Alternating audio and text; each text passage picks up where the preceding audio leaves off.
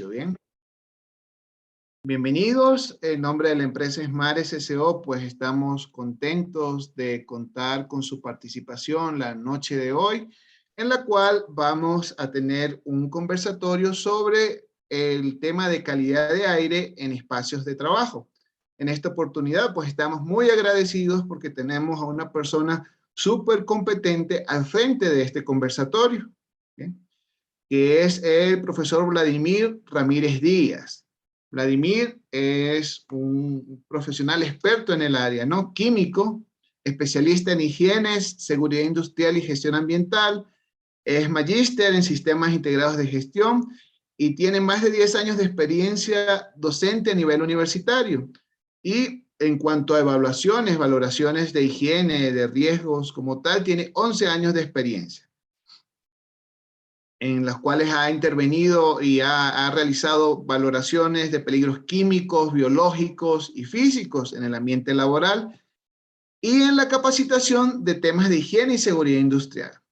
Es auditor interno de la norma ISO 45000 y se desempeña como consultor asesor en temas de prevención y control de riesgos e higiene ocupacional. En esta noche, Vladimir nos va a estar conversando sobre la gestión básica para definir y evaluar la calidad de aire en ambientes de trabajo, un tema tan importante en el contexto que estamos viviendo de la pandemia por COVID-19 y bueno, que siempre ha sido importante, pero ahora tal vez tiene un realce adicional. Así que sin más, Vladimir, contentos de contar con tu participación la noche de hoy.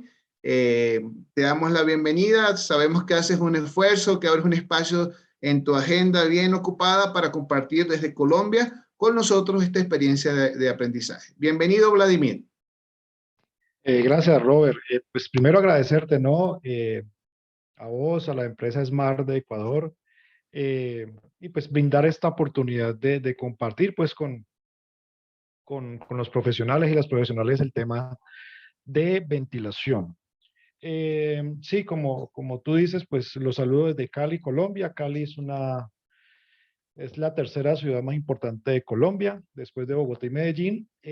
Pero bueno, ya afortunadamente tenemos estos espacios virtuales donde tenemos la oportunidad de compartir en tiempo real este tipo de temáticas que nos interesa a todos los que trabajamos en ambientes de trabajo y en temas de riesgos laborales. Bien, vamos a analizar el tema de calidad de aire. El objetivo es mirar, no, digamos, desde un punto de vista muy sencillo, muy básico, y darles unas herramientas muy sencillas. Ustedes, ¿qué factores ambientales deben tener en cuenta a la hora de valorar un ambiente de trabajo interior, digamos, buscando reducir o evitar el tema de riesgos ambientales? Listo, vamos a iniciar la presentación, unos 50 minutos, 45, 50 minutos, y luego sí, las personas que deseen hacer comentarios, preguntas, pues tendremos un buen espacio para las preguntas. Bien, sin más introducción, vamos a iniciar. Bien, vamos a hablar de calidad de aire. Yo puedo tener calidad de aire en un ambiente abierto o en un ambiente interior. Ambiente interior, oficinas. Ambiente abierto, una fábrica, amanece una fábrica bien grande. Sin embargo, hoy nos interesa principalmente espacios cerrados, por dos razones. Primero, por el tema de COVID. El COVID, pues digamos, ya estamos vacunados y todo el tema.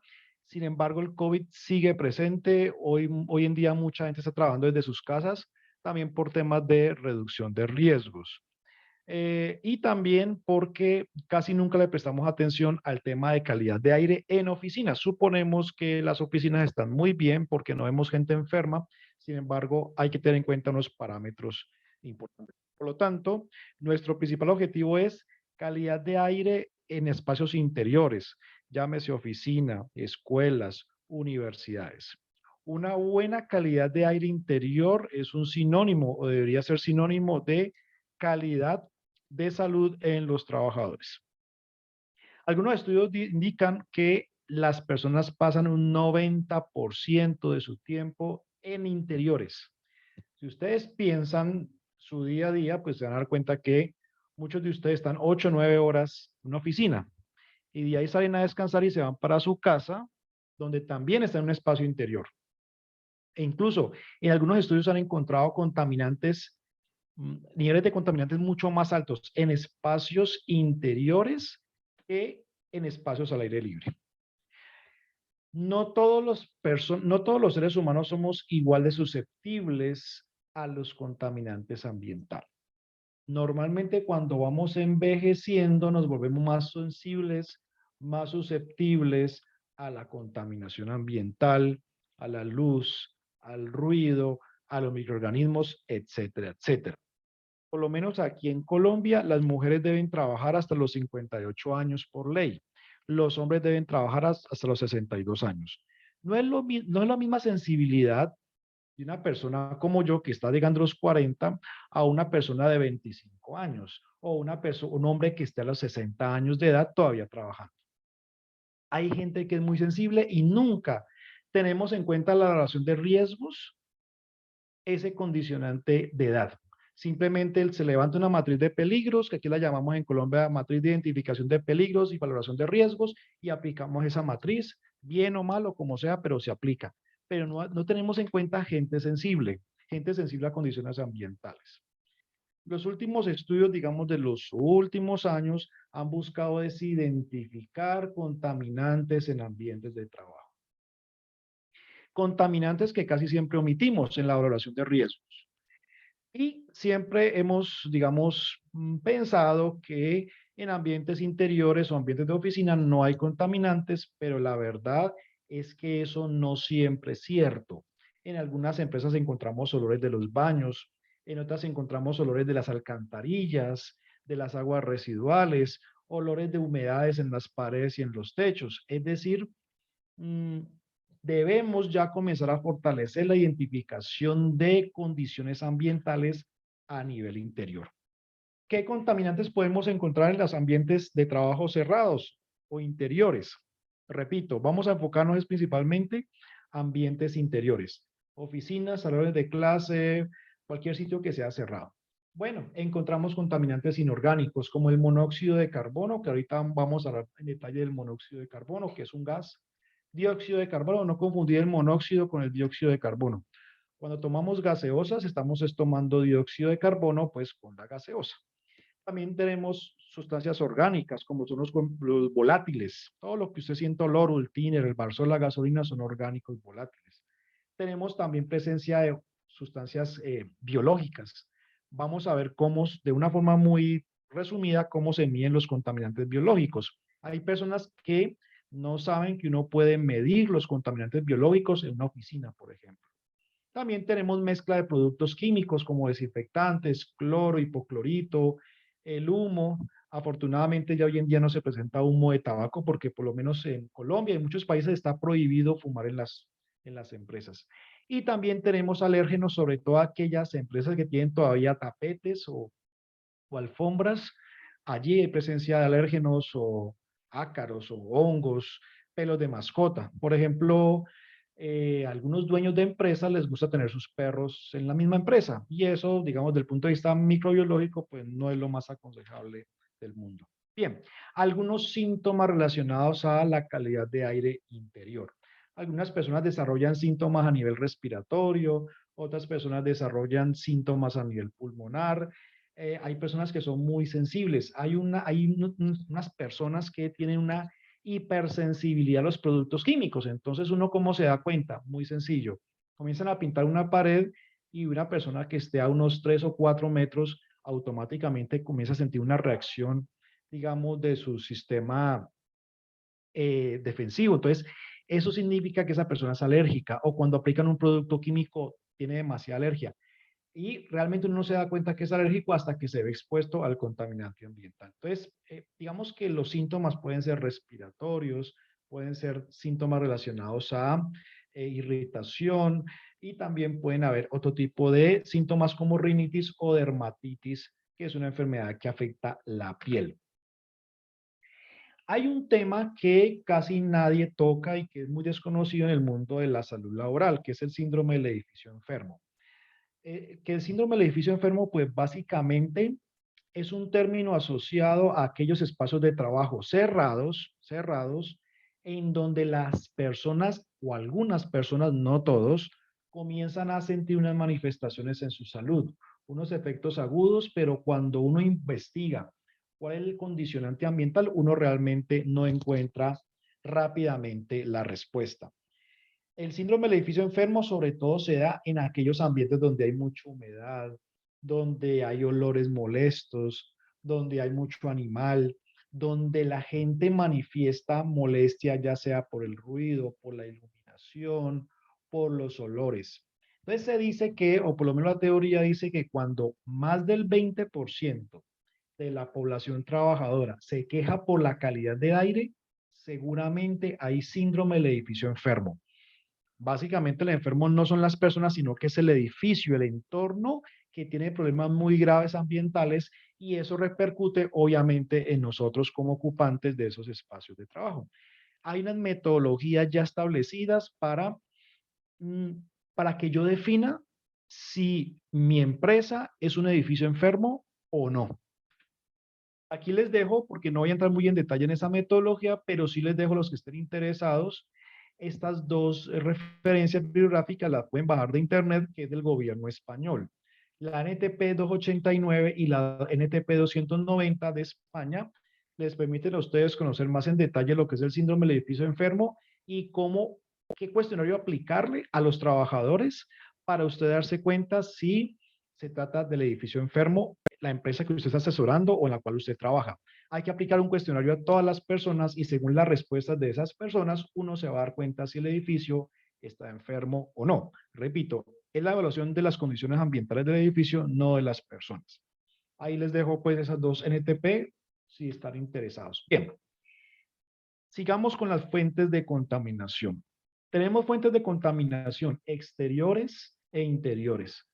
Muchas veces, y dependiendo de la ubicación de la empresa, los contaminantes exteriores, es decir, los contaminantes de otras empresas o de las fuentes móviles, que son los vehículos, los camiones, las motos, pueden traer contaminantes al interior de las oficinas. Y también hay empresas que tienen por los diseños, pues digamos, de muchos años, eh, diseños de que el parqueadero está conectado con las oficinas. Por ejemplo, aquí en Cali, Colombia, esto ocurre en las oficinas del Consejo Municipal, acá del Consejo, los concejales guardan sus carros en un parqueadero cerrado y los olores de esos humos se sienten en las oficinas. Y eso hay que mejorarlo, hay que implementar sistemas de ingeniería para reducir la contaminación producida por tantas fuentes móviles como fuentes fijas. No olviden que muchas empresas tienen la problemática de que enseguida tienen una fábrica que emite humos o partículas. En Popayán, por ejemplo, aquí Colombia, en una ciudad que se llama Popayán, encontramos que unas oficinas tenían al lado una estación de gasolina, una estación de venta de gasolina. Y en ciertos momentos del día los vapores llegan hasta las oficinas, incluso con las ventanas cerradas. Entonces, miren la cantidad de contaminantes. El aire exterior se supone que es un aire limpio, sin embargo, aquí les muestro algunos niveles de aire limpio que han encontrado en diferentes estudios. Dióxido de carbono en 320 partes por millón. Ojo, esto es aire limpio, no aire contaminado, ¿no? Resultados de mediciones en partes por millón de sustancias químicas en ambientes supuestamente limpios, aire exterior. Normalmente uno la contaminación la mide en partes por millón. Cuando se trata de calidad de aire, en la mayoría de casos uno los mide en partes por millón. Para que se haga una idea, una parte por millón es una parte en un millón. Es como, yo siempre pongo el ejemplo, es como usted tener 1 millón de granos de arena en su mano y de ahí saca un grano de arena. Eso es una parte por millón, es bastante pequeño. Bien, ¿qué parámetros hay que tener en cuenta a la hora de valorar las condiciones ambientales de un espacio cerrado? La temperatura, que varía de un sitio a otro dependiendo de la ciudad. La humedad relativa. La humedad relativa de un sitio no puede ser ni muy alta ni muy baja. Si es muy alta, yo voy a sentir mayor sensación térmica. Si es muy baja, me puedo tener afectación de irritación de los ojos. Hay que mirar el movimiento del aire, la velocidad del aire. A mayor velocidad del aire, pues yo siento menos calor pero eso también puede afectar la parte de la vista porque nuestros ojos son muy sensibles a flujos muy bruscos de velocidad. También hay que mirar los caudales, que no, hoy en día podemos medir velocidad del aire, podemos medir el caudal, podemos medir el dióxido de carbono y el monóxido de carbono. El dióxido de carbono y el monóxido pues son como muy parecidos, ¿no? Son como dos hermanitos. Sin embargo, el monóxido es altamente tóxico. Si uno se encierra en un cuarto sin ventilación, con una fuente continua de monóxido de carbono, ese gas lo puede matar a uno. En cambio, el dióxido de carbono, no. Entonces, fíjense las cantidades de variables que obviamente uno como empresa tiene que mirar qué le aplica a uno y qué no le aplica. Pero eso debería ser llevado a cabo desde el punto de vista higiénico, en acompañamiento pues de una persona que tenga los equipos de medición y que conozca el tema de valoraciones ambientales y de higiene industrial. Tenemos en las empresas dos tipos de ventilación, como ustedes saben. Una se llama la ventilación natural, que simplemente es que ingrese aire por la ventana, la puerta y ya está. Por ejemplo, aquí en Cali, Cali es una ciudad calurosa, es decir, en promedio tenemos en el día valores de 32, 33 grados centígrados. Entonces, en ciudades calurosas como Cali o Cartagena, Colombia, el tema de ventilación natural no es una garantía de confort. Y también tenemos ventilación mecánica, que es cuando usted enciende aires acondicionados, es decir, donde un motor es el que suministra e impulsa el aire. Ahora, desde el punto de vista de calidad de aire por COVID y por microorganismos, pues la OMS nos ha dicho, ventile, renueve el aire, etcétera. Pero como vamos a ver, muchas veces la ventilación natural, dejar abiertas puertas y ventanas, no siempre es compatible con los sistemas de aire acondicionado. Ya vamos a ver por qué.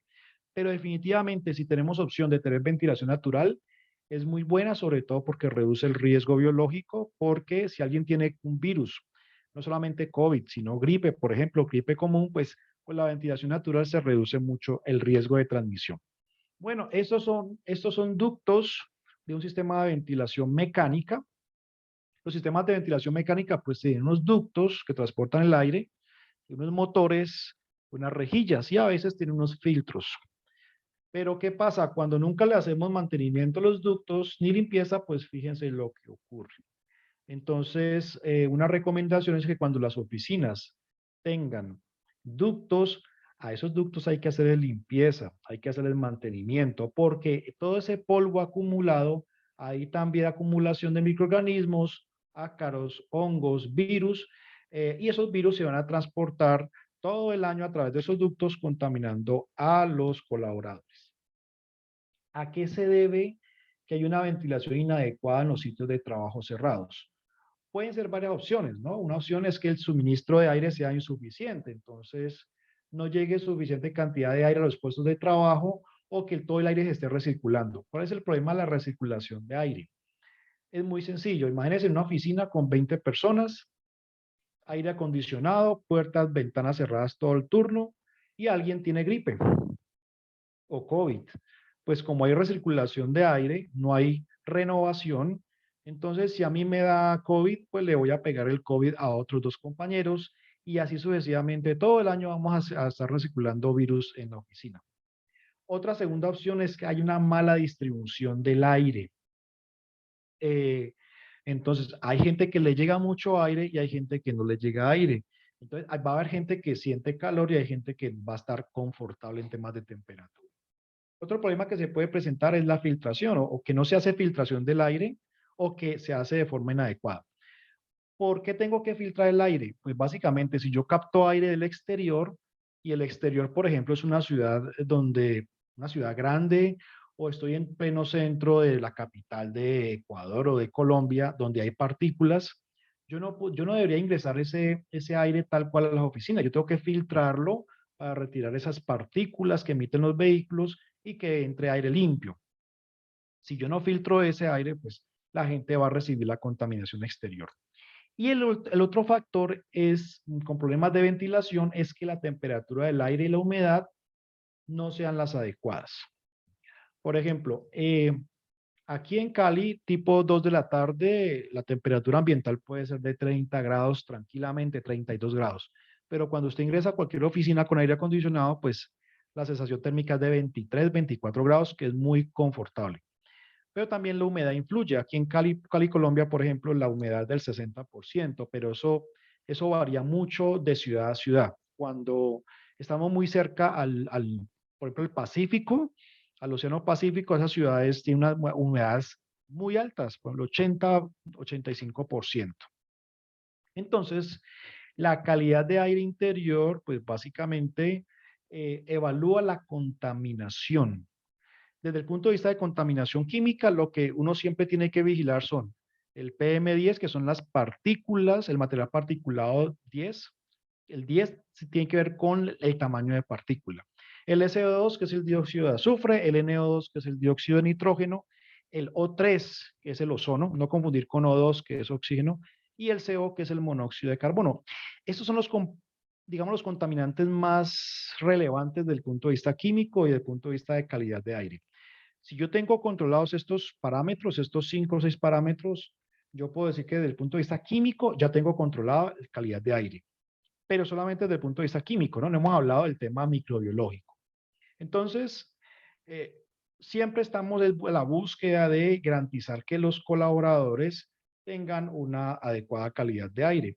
Por eso, hoy en día se buscan o se implementan en algunas situaciones sistemas de purificación de aire unidos a los sistemas de ventilación mecánica, lo que ustedes conocen como sistemas de aire acondicionado, sobre todo sistemas de filtración que reduzcan los riesgos biológicos que pues, ya llevamos 2 años hablando del tema del riesgo biológico y riesgo que no ha desaparecido. Lo que pasa es que ya estamos mucho más tranquilos por temas de vacunación y ha bajado mucho la mortalidad, por lo menos aquí en Colombia. Pero en la China en este momentico ya otra vez una ciudad, una ciudad de 25 millones de habitantes se halla en China, encerraron a todo el mundo por el aumento de casos.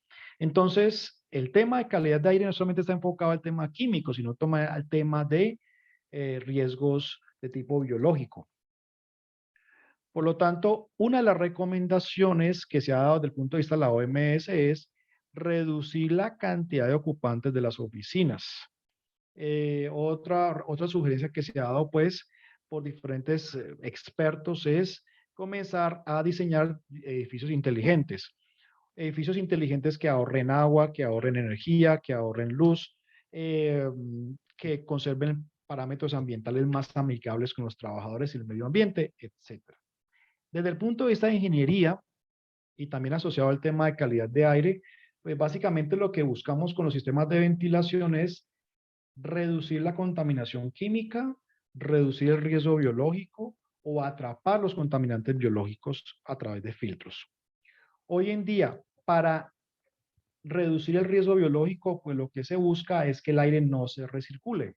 Lo que les decía ahorita, una oficina de 20 personas, con que una persona tenga gripe eh, y el aire simplemente está recirculando, esa persona, a alguien le va a pegar esa gripa. Y simplemente la gripa va a rotar por todos los trabajadores durante todo el año. Por lo tanto, hoy en día no solamente se busca reducir los riesgos biológicos, riesgos químicos, sino también reducir el tema de consumo energético. Entonces, ya hoy en día el mercado nos ofrece una cantidad de filtros para reducir el tema de riesgo biológico. Hoy en día uno puede conseguir filtros, filtro cepa, por ejemplo, para el COVID-19, puede conseguir sistemas de filtración con dióxido de titanio o filtros de carbono activado para los olores, por ejemplo. Esto que les muestro aquí es una lámpara UV que llama luz germicida. Ya está comprobado hace muchos años que la radiación ultravioleta, pues lo que hace es controlar y eliminar los microorganismos. La luz ultravioleta, pues también es nociva para nosotros los seres humanos. Sin embargo, instalada, diseñada de manera adecuada, pues no tendríamos nosotros por qué tener riesgo por esta radiación. La luz UV puede ser tipo A, B o C, es decir, existe UVA, UVB y UVC. Esta radiación en todo caso es cancerígena para los seres humanos, sin embargo se usa mucho para controlar los agentes biológicos. Es germicida, lo cual indica que tiene una alta tasa de letalidad contra microorganismos. Sin embargo, los costos pueden ser altos.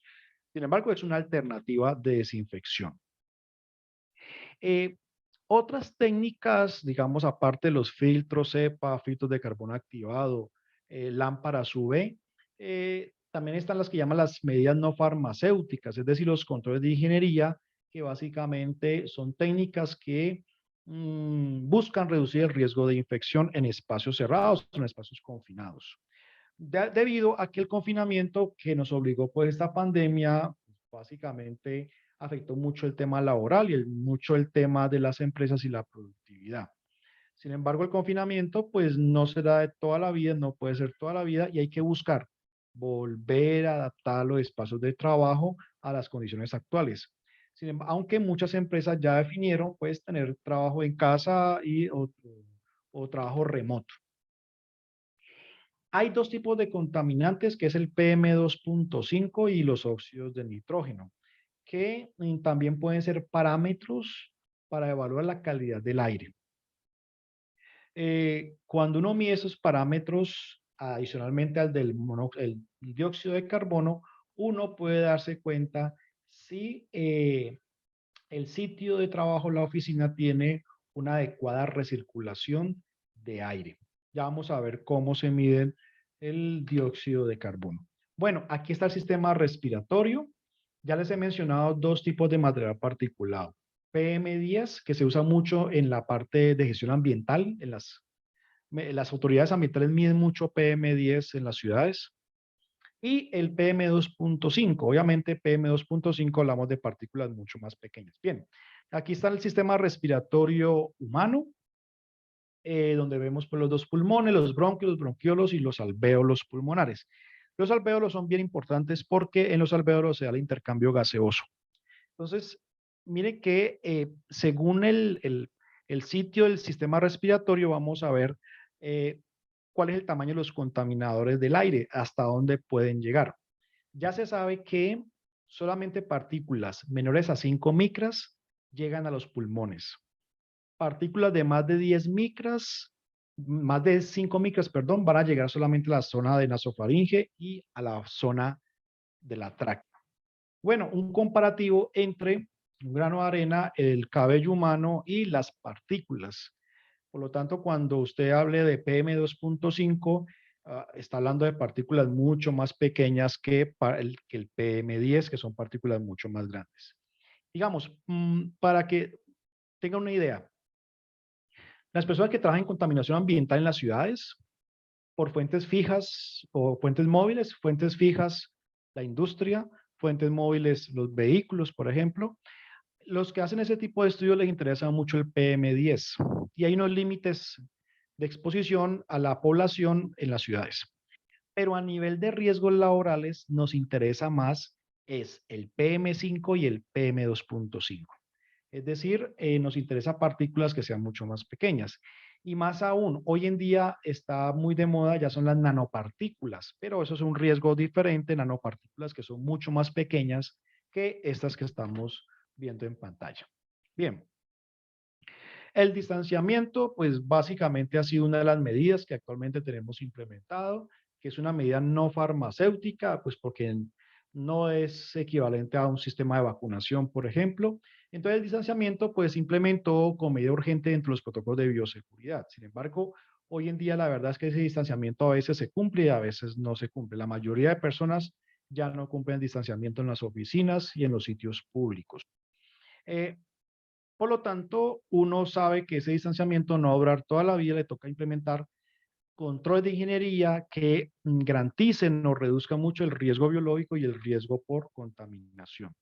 El uso de mascarillas y tapabocas, pues por lo menos aquí en Colombia todavía sigue siendo obligatorio en las oficinas, en los sitios públicos, no así en los espacios abiertos. Aquí en Colombia ya no es obligatorio usar tapabocas si usted va por un parque o va por la calle, no, pero apenas llega a un negocio, una oficina, tiene que ponerse su tapabocas. No es lo mismo el tapabocas, que es el azul de arriba, que la mascarilla N95, que es una mascarilla que protege mucho más. Esa mascarilla N95, pues básicamente es para trabajar en fábricas donde hay mucho polvo o donde hay pacientes con COVID o pacientes con tuberculosis, porque esa mascarilla sí es de protección. Hoy en día en las oficinas, pues nadie debería utilizar mascarilla N95 porque se supone que todas las compañeros están usando protección respiratoria, tapabocas o protección de la cara. Así que el N95 solamente se recomienda para la industria donde hay mucha partícula o en el sector de los hospitales donde sí es obligatorio. Bien, desde el punto de vista ambiental, hay un buen parámetro que ustedes pueden tomar para decidir si en esa oficina hay buena calidad de aire o no, y si hay buena ventilación o no. Y es medir el dióxido de carbono. Recuerden lo que les comenté, no es lo mismo el dióxido de carbono que el monóxido de carbono. El monóxido es muy tóxico. El límite permisible a nivel de salud ocupacional de monóxido de carbono es de 25 partes por millón para 8 horas. En cambio, para el CO2 es diferente. Cuando yo quiera saber si en una oficina o en un espacio cerrado hay buena circulación de aire, debo hacer medición del CO2. Este CO2 se hace con unos equipos de medición que se llaman equipos de lectura directa. Ellos miden en tiempo real las ppm del dióxido de carbono y dependiendo del resultado yo me doy cuenta si realmente el aire está recirculando o no. ¿Cuáles son las fuentes de CO2? Las mismas personas que están trabajando y posiblemente fuentes exteriores a las oficinas. Nosotros generamos todo el día CO2, todo el día, en todo momento. Cuando empezó el tema de la pandemia, pues circularon por redes sociales que el usar tapabocas era malo porque uno se iba a ahogar con el tapabocas. Eso es falso. Nadie se ahogó ni nadie se va a ahogar con su CO2 porque el CO2, cuando usted tiene tapabocas, él traspasa el tapabocas y uno nunca se va a intoxicar con este gas. De hecho, es un gas muy poco tóxico. Las gaseosas, cada que usted consume una gaseosa o una Coca-Cola, está tomando CO2 y pues eso no lo intoxica a uno. Eh, los monitores de dióxido de carbono no miden el COVID, ojo con eso. Lo que miden es si el sitio está renovando correctamente el aire. Pero no se pueden usar, por ejemplo, en caso de un incendio, ni se pueden usar en caso de que se haya prendido algún material en la oficina. En esos casos no sirve. Y muchos de ellos, la mayoría de este tipo de monitores traen una técnica que se llama infrarrojo no dispersivo. El infrarrojo no dispersivo, pues básicamente imagínense una pequeña radiación infrarroja y cuando hay mucho monóxido de carbono, las moléculas de monóxido absorben esa radiación y a mayor cantidad de monóxido, pues menos radiación se refleja o pasa a un detector. Y entonces esa señal es proporcional a las partes por millón del CO2. Eh, ¿Cuántas mediciones hay que hacer y si se hacen cerca de las personas? No tiene que hacer las mediciones cerca de las personas. De hecho, si lo acerca mucho a una persona, pues por su respiración le puede marcar alto. No, simplemente usted la ubica en los puestos de trabajo, en los pasillos. Se recomienda que sean mediciones, digamos, si usted tiene una oficina grande, usted podría hacer mediciones de CO2, digamos, entre medición y medición, puede ser unos 4 o 5 metros entre mediciones a todo lo largo y ancho de la oficina. Y la ventaja es que este equipo da, o esos equipos de cualquier marca que usted consiga, dan lecturas en tiempo real. Es decir, usted en un punto, en 1 minuto, 2 minutos, ya tiene datos del CO2. Como la pantalla no se va a quedar quieta en un solo valor, usted va a ver que va a oscilar valores y eso es normal. Entonces, eh, lo que usted debe hacer es tomar los datos más altos, eh, que son como un buen reflejo de la condición más crítica. Es bueno tomar mediciones a lo largo del día. ¿Por qué?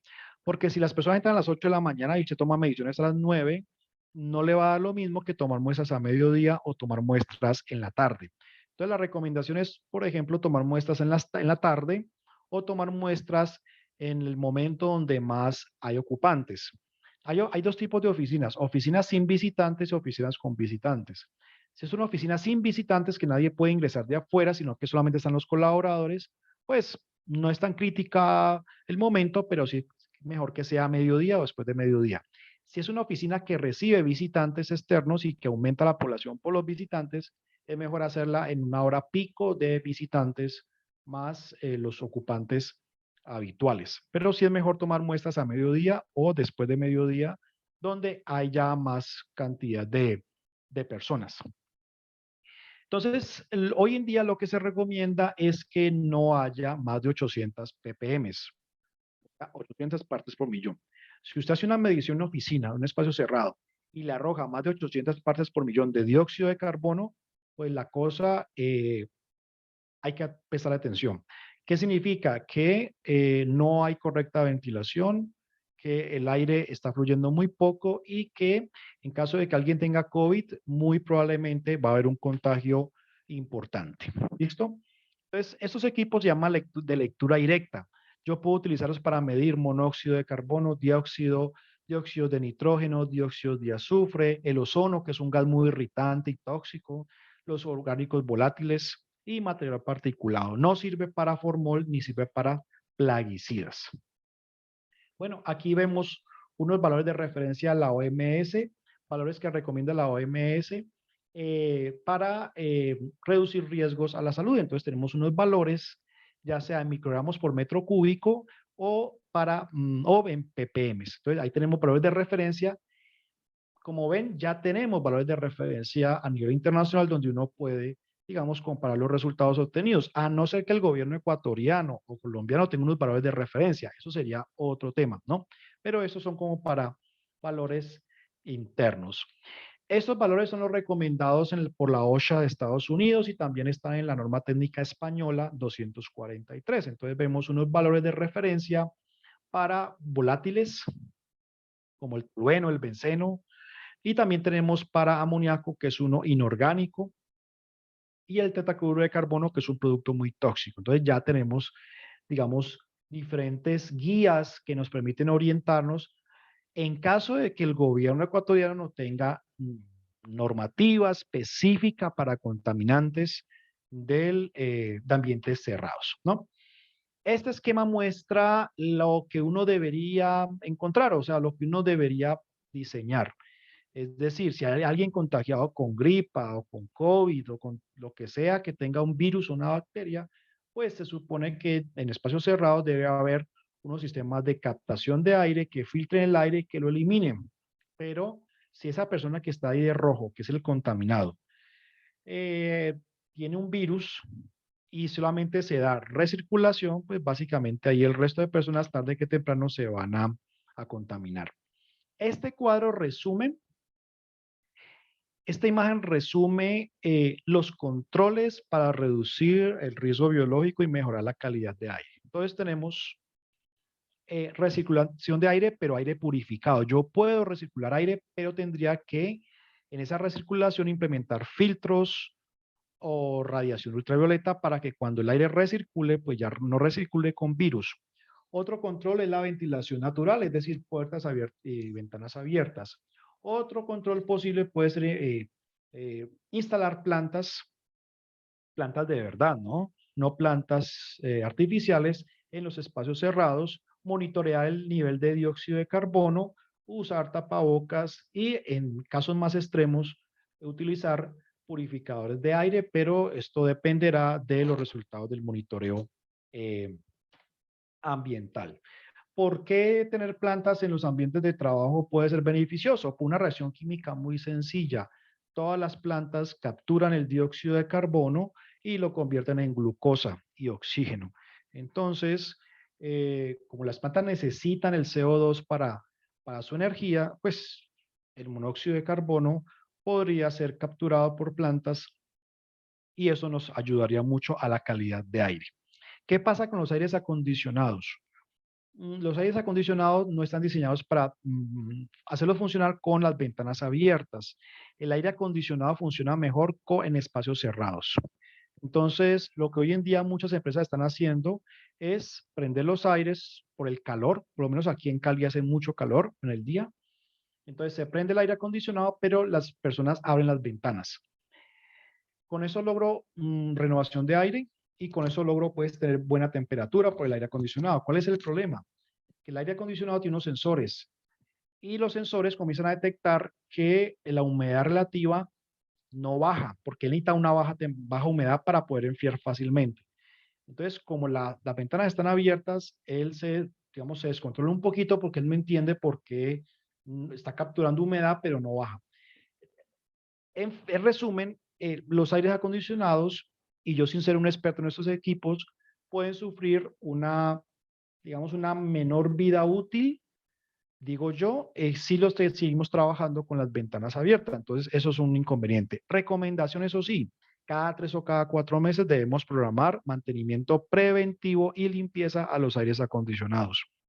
Ustedes no se imaginan la cantidad de suciedad y mugre que sale de un aire acondicionado después de 6 meses de no hacer limpieza y mantenimiento. Las humedades. ¿Qué tipo de humedades aparecen en las oficinas? En las oficinas aparecen humedad en los techos, en las paredes y a veces en los pisos. Importante, nadie tiene por qué trabajar en una oficina o un espacio con humedad, y menos si ya hay hongos.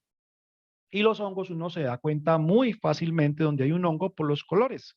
Donde usted ve una pared como negra, como entre negra y gris, ahí hay un hongo. Ahí les puse en la parte superior los hongos que pueden causar rinitis y que se pueden encontrar en oficinas. El de los más comunes es un tipo de hongo que se llama Aspergillus. Eh, ¿Los hongos causan grandes enfermedades? La mayoría de veces no. La mayoría de veces nos causan son rinitis. Hay gente que es muy sensible a la presencia de hongos. Hay gente que no es tan sensible. Los hongos solamente van a estar allí si hay presencia de humedad. Y las humedades se dan por ruptura de tuberías, se dan por humedades exteriores al edificio, acumulación de agua, etcétera. Lo que quiero dejarles con este mensaje es que si alguien tiene humedad en su oficina, tiene que evacuar la oficina porque la gente puede traer daños a la salud por la presencia de hongos. Como mínimo le puede dar rinitis.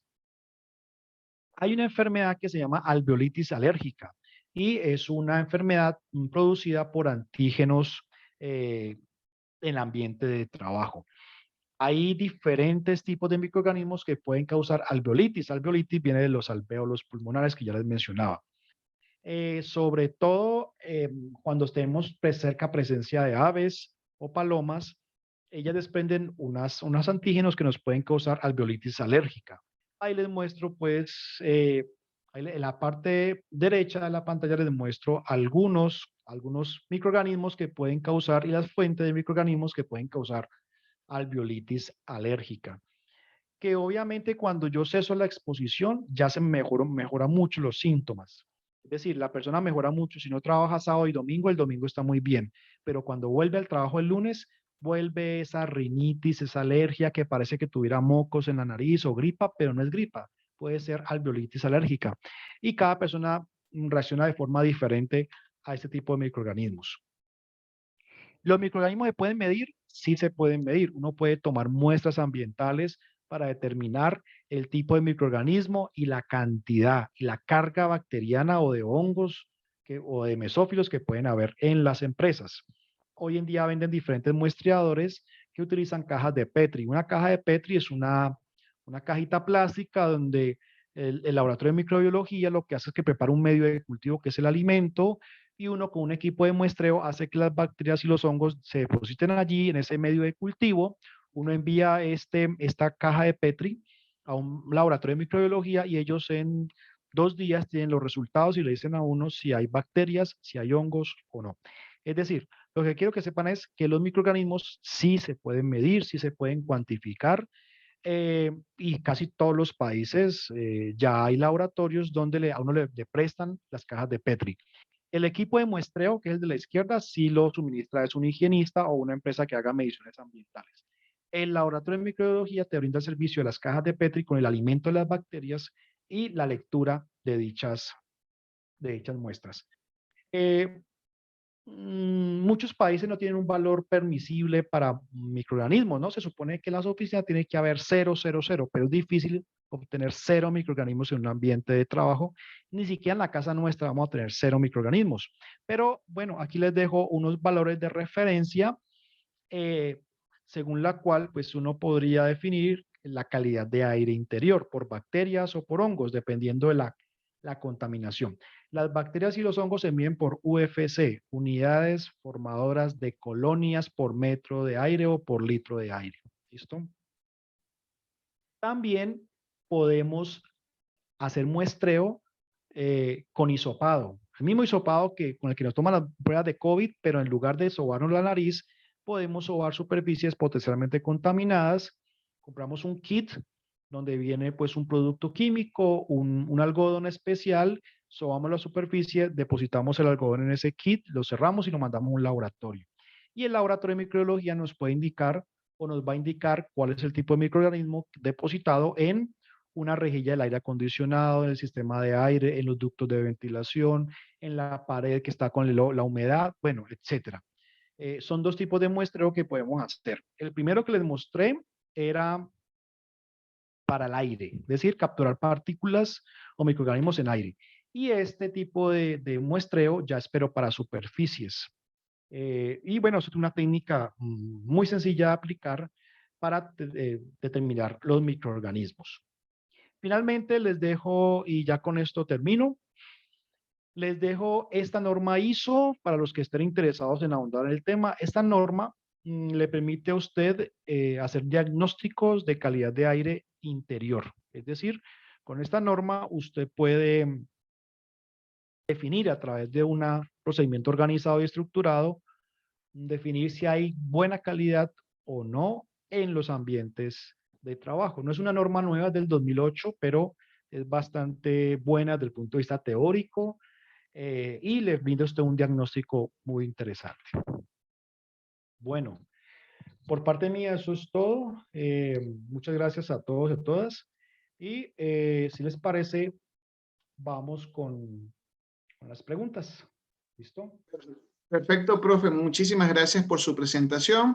Le comento que tenemos preguntas acá en el chat. También tenemos unas preguntas por el Facebook Live que también se está transmitiendo. Y vamos a formularlas en ese orden, ¿no? Primero vamos a formular las preguntas del chat. Luego vamos a formular las preguntas del Facebook y del grupo de unos grupos de Telegram que también nos están siguiendo. Y tendrán también la oportunidad de habilitar el micrófono si hay alguna persona que quiera hacer una pregunta adicional. Bien, entonces iniciamos acá. Tenemos una pregunta por parte del compañero Celso Cortés y dice: ¿cuántas veces al año se debe realizar la medición de la calidad de aire en una empresa metalmecánica o bajo qué condiciones de riesgos? Bueno, en las metalmecánicas hay que medir la contaminación ambiental, sobre todo cuando hay presencia de humos metálicos o hay presencia de material particulado. En esas condiciones hay que medir la contaminación a través de técnicas de higiene industrial. ¿Cada cuánto? Depende. Entonces, ¿depende de qué? Del resultado. Si usted, por ejemplo, en esa metalmecánica hay soldadores, hace la evaluación de humos de soldadura y le da riesgo alto, tiene que hacer la medición cada año. Pero si los contaminantes medidos en ese taller de metalmecánica da riesgo bajo, puede hacer la medición cada 3 o cada 4 años. Depende del nivel de riesgo, asimismo yo voy a repetir más periódicamente o no. Perfecto, perfecto. Muchas gracias. Entonces vamos a darle la oportunidad a una persona de la sala que tiene la manito levantada antes de proceder con las demás preguntas. Bien, estimado Gary, ayúdenos habilitando su micrófono, por favor. Compañero Gary Baez tiene la manito levantada. ¿Tiene alguna consulta tal vez que hacernos? Bueno, mientras Gary resuelve allí vamos. Ahora, Gary, intenta por favor habilitar tu micrófono. Mientras Gary activa su micrófono, vamos con la siguiente pregunta que nos hacen a través del Facebook. Y nos dicen, a ver, Gary, ya está habilitado tu micrófono. Perfecto, te escuchamos. Hola, ¿qué tal? Buenas noches. ¿Sí me escucha, verdad? Sí, perfectamente. Perfecto, gracias. La pregunta, bueno, la inducción no se trató de, considerando la tecnología, tenemos tantos aparatos electrónicos hoy en día, tanto en la casa, sobre todo en el trabajo, no se trató mucho de la contaminación, de la calidad del aire por radiación. ¿Es un tema que queda a posteriori o si se podría conversar un poco sobre el tema? Digamos, evidentemente hay contaminación electromagnética en los ambientes de trabajo. Lo que son el Internet, el Wi-Fi, los celulares, los equipos de cómputo, generan contaminación electromagnética. ¿Se pueden medir? Sí. Hoy en día tenemos unos detectores de campos electromagnéticos. La mayoría de mediciones que uno hace en oficinas da riesgo bajo. Es decir, la mayoría de personas en oficinas normales no arrojan niveles de contaminación peligrosas para las personas. En Colombia tenemos una normativa, pues es un reglamento del Ministerio de Minas y Energías que establece unos niveles permisibles de radiación. Solamente en aquellos casos donde yo trabajo, por ejemplo, muy cerca de un transformador eléctrico o algunos equipos muy grandes de electricidad o que generan electricidad o campos magnéticos, uno podría esperar riesgo a la salud. Pero de resto, lo que hemos encontrado en mediciones con equipos de campos es que no hay niveles peligrosos para la mayoría de personas, ¿no?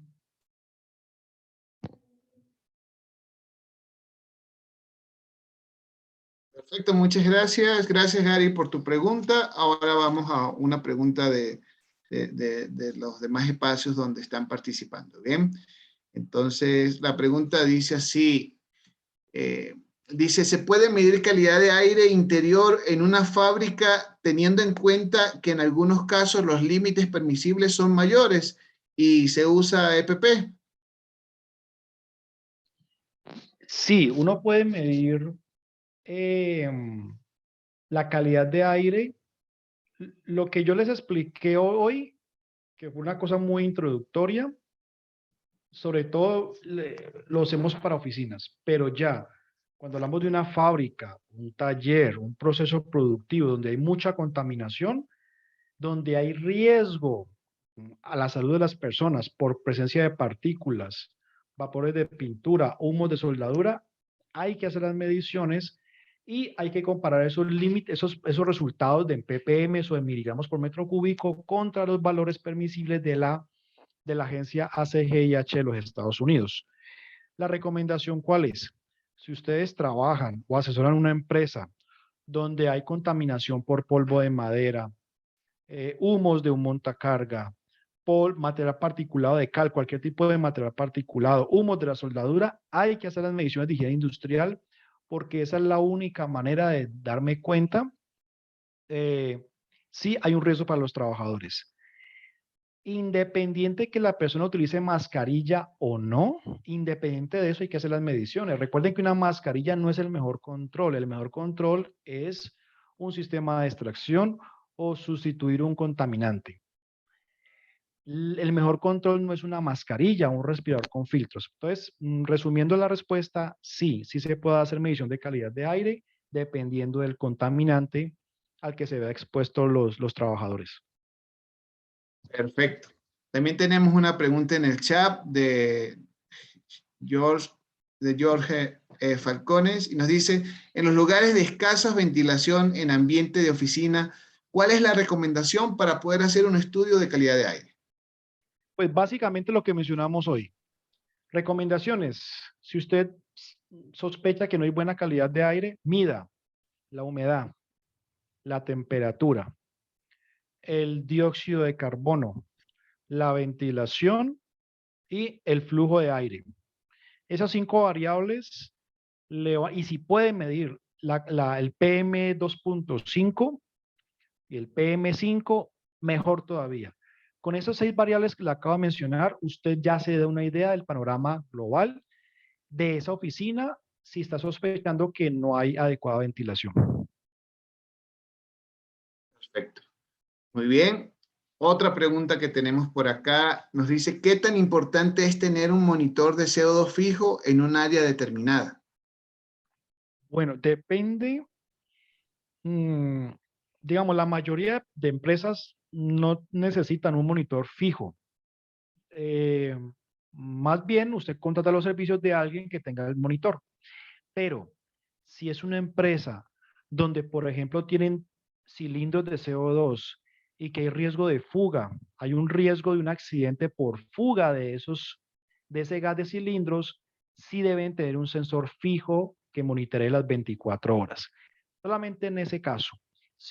Pero si usted no tiene cilindros de CO2, si su empresa no es una empresa embotelladora de gaseosas, si no tienen pipas de gases o algo así, y si el sitio es muy bien ventilado, no necesitan un monitor fijo de CO2 porque esos monitores fijos son muy costosos. Perfecto, perfecto. Por acá tenemos una pregunta más. Nos dice, para la calidad de aire, se hacía referencia al muestreo de material particulado. ¿Qué equipo se recomienda usar? Nos preguntan. ¿Un equipo que mida partes por millón o miligramos por metro cúbico? Bueno, realmente hoy en día hay dos formas de medir el material particulado. Una forma es la técnica convencional de higiene industrial que se usa más en las fábricas, que es donde yo le instalo al trabajador durante 8 horas un monitor, una bomba y un filtro. Y ese filtro recolecta el material particulado. Ahí vamos a obtener los miligramos por metro cúbico. Miligramos de polvo por cada metro cúbico de aire que el trabajador respira. Pero cuando vamos a espacios interiores cerrados, como lo que vimos hoy, la mayoría de monitores de lectura directa, que en la pantalla me va arrojando los resultados, miden esas partes por millón y otros vienen también en microgramos de partículas por metro cúbico. Realmente yo puedo medir o miligramos por metro cúbico, o microgramos, o partes por millón. Es indiferente. Todas las legislaciones internacionales demuestran valores de referencia, valores límites en partes por millón o en microgramos por metro cúbico de aire. Perfecto. Y bueno, ya por acá tenemos una pregunta adicional. Nos dice Andrés Jefferson, ¿qué tan eficiente es un equipo para purificar el aire? Pues Jefferson, depende. Depende de la tecnología, depende usted dónde lo instale, depende del tamaño del sitio. O sea, hay muchas variables para que el equipo sea muy eficiente o no.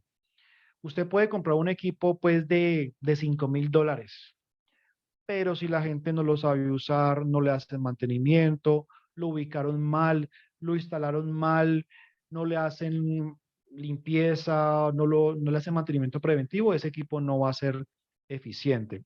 Entonces, no le puedo dar como una respuesta muy puntual porque hay muchas variables que dependerán del equipo sea eficiente o no. Depende de la tecnología y depende de dónde se instale y el tipo de equipo purificador.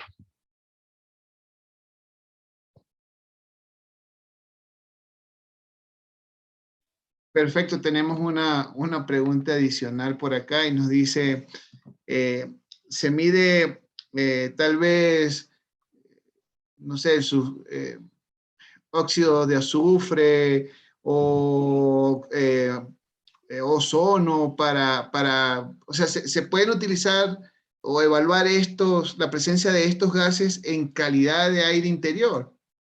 Sí, si uno ve necesario, y no en todos los casos se mide, si uno ve necesario o uno sospecha que en la empresa puede haber presencia de dióxido de azufre, trióxido de azufre, monóxido de nitrógeno, los NOx, que son monóxido, dióxido, trióxido de nitrógeno, o los óxidos de azufre se pueden medir. Hoy en día existe tecnología y existen equipos de lectura directa, muy similar al que les mostré del de dióxido de carbono, que se permite hacer las mediciones. Pero uno tiene que definir previamente, con la ayuda de un especialista, si realmente la empresa requiere esa medición o no. Por ejemplo, si a la oficina le llega humo de los carros, de los vehículos, entonces seguramente necesitarán mediciones de óxidos de azufre. Perfecto, perfecto. Bueno, ya por aquí agoté las preguntas que teníamos en los chats adicionales. No sé, en la sala tal vez alguna inquietud adicional. Y si no, pues yo sí quisiera, Vladimir, que nos comentaras algo, ¿no? Y sí hiciste mención, pero tal vez quisiera reafirmar un poco esto, porque usualmente creemos que suministrar un EPP o evaluar de una manera subjetiva la presencia de un peligro determinado es suficiente. Decimos, no, todo está bien, no pasa nada, no ha pasado nada, nunca va a pasar nada. Entonces, si quisieras que desde tu posición como higienista, como un experto en los temas de evaluación, pero ya desde un punto de vista objetivo o cuantitativo, nos resaltes la importancia de no quedarnos solo en la elaboración de la matriz de riesgos, ¿no? Porque es a veces a donde nos quedamos, donde nosotros tal vez de modo un poco subjetivo decimos, bueno, aquí puede estar esto, y nos olvidamos que hay mecanismos para validar y para sustentar si esa apreciación que hemos tenido es o no efectiva. Entonces, ¿cuál es la relevancia que tendría el hecho de que hagamos estas valoraciones, ¿no? Que está involucrada desde la higiene industrial, que si bien es cierto es un poco olvidada, al menos acá en el país nos hace falta un poquito más resaltar la importancia de la higiene industrial para la gestión de riesgos como tal. Y desafortunadamente, allá en Ecuador, como aquí en Colombia, en Perú, tenemos el mismo problema. Y es que damos mucha importancia a los equipos de protección personal y nos volvemos expertos en dotar equipos de protección personal y nos volvemos expertos en los precios y en comprar y comprar mascarillas y tapabocas. Pero cuando vamos a ver el sitio de trabajo, vemos muchas falencias en controles de ingeniería. Y muchas veces son controles que no son costosos. Lo que pasa es que tenemos que ir más allá y pensar, bueno, tengo este problema ambiental. ¿Será que hay otra forma de controlar el riesgo aparte de mascarillas? Recuerden que el costo de las mascarillas es alto. Y si usted suma el costo todo el año de comprar mascarillas, eso suma unas cifras bastante importantes. Entonces, ¿el mensaje cuál es? Cada que ustedes tengan un problema ambiental por partículas, por gases, por vapores, por ruido, por contaminación microbiológica, vayan más allá y piensen qué se puede hacer desde el punto de vista de ingeniería para reducir ese contaminante. Y les pongo dos ejemplos claros que sustentan esta afirmación. Cuando usted llega a una empresa y todo el mundo está con mascarilla y tapabocas, uno se da cuenta inmediatamente que el ambiente de trabajo está contaminado. Dos errores típicos que se comete en el 95% de las empresas en Ecuador y en Colombia. Trabajadores que usan mascarillas todos los días, primero, no les hacen pruebas de ajuste ni cualitativas ni cuantitativas a los respiradores. Segundo problema, vemos muchos trabajadores con barba usando mascarillas y respiradores. Y resulta que uno no puede usar mascarillas y respiradores con barba porque no le hace ajuste. Entonces las partículas se están filtrando a través de la barba o a través del vello facial. Simplemente les pongo dos ejemplos de dos errores muy comunes en la mayoría de empresas donde se usan mascarillas y respiradores, que es el único control que simplemente para reducir la contaminación ambiental. Perfecto, profesor. Y tenemos ya una última pregunta que nos hacen en el chat del Zoom, ¿no? Y nos dicen, es interesante porque digamos que de una u otra forma, con el retorno a clases presenciales acá en el Ecuador y bueno, en los distintos países, se han generado un nivel de incertidumbre, porque si bien es cierto, se ha vuelto a unas condiciones que son similares a las que había antes de la pandemia. Entonces, tal vez tenemos un volumen de estudiantes en una aula reducida y eso genera cierto nivel de preocupación para quienes somos padres, digamos. Entonces, acá tal vez esa pregunta está enfocada en este sentido y nos dice, por el retorno a clases, favor indicar si las aulas deben tener purificadores de aire o equipos de ozono o suficientes ventanas abiertas, sobre todo en ambiente de niños. Entonces, interesante la pregunta y muy afín con el momento histórico que estamos viviendo. Si digamos que acá en Colombia ya arrancamos con la presencialidad, ya los niños volvieron a las escuelas, a los colegios. En algunos colegios son bien espaciosos los salones, en otros no. Pero lo que se ha encontrado es que por ahora ha sido suficiente. Distanciar un poco los niños lo que más se pueda, a veces se pueden, a veces no. Eso sí, todos los niños tienen que tener sus tapabocas obligatoriamente. Yo era de los que pensaba que iba a ser muy difícil el tema del tapabocas con los niños, pero me equivoqué.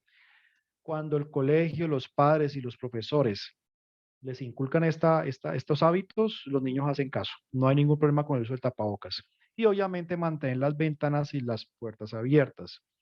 Si esto no llega a ser suficiente, habría que eh, aumentar el tema de ventilación. Ya el tema de ozono y el tema de purificadores de aire ya sería un control adicional, pero solamente se puede justificar la implementación de un purificador de aire con luz ultravioleta o un purificador con ozono si las mediciones de calidad de aire dan muy bajas. Es decir, si encontramos, por ejemplo, 1000 ppm de dióxido de carbono, que sería un valor muy alto. En caso contrario, con la ventilación natural, ventanas abiertas, distanciamiento entre los niños y tapabocas son buenas medidas. Perfecto. Bueno, profesor Vladimir, muchas gracias por su tiempo, por dedicarnos este tiempo a este espacio de formación. Es el primero, pero no queremos que sea el último, ¿no? Sino que esperamos que sea el primero de muchos y también esperamos contar con usted en algunos procesos formativos que vamos a tener orientados a la higiene industrial, al manejo de sustancias, que es su área de especialidad y que sin duda alguna puede aportarnos bastante a nuestro desarrollo como profesionales y a las organizaciones como tal. Entonces, agradecemos mucho su tiempo, agradecemos mucho también esa buena disposición que ha tenido desde el primer momento que le contactamos para hacerlo parte de estos espacios formativos y esperamos contar también con su participación en próximos eventos. Coméntenos algo, profe, ¿dónde podemos ubicarle? Sabemos que tiene un canal de YouTube, así que cuéntenos cómo podemos ver, profundizar tal vez más información acerca de los temas que usted maneja. Y bueno, de parte de SMART, pues esperamos contar con usted también como docente en alguna de nuestras capacitaciones. Así que coméntenos. Bueno, Robert, aprovecho, sí, yo tengo en YouTube un canal de higiene, tengo bastantes videos allí. Me encuentran en YouTube como Vladimir Ramírez Díaz.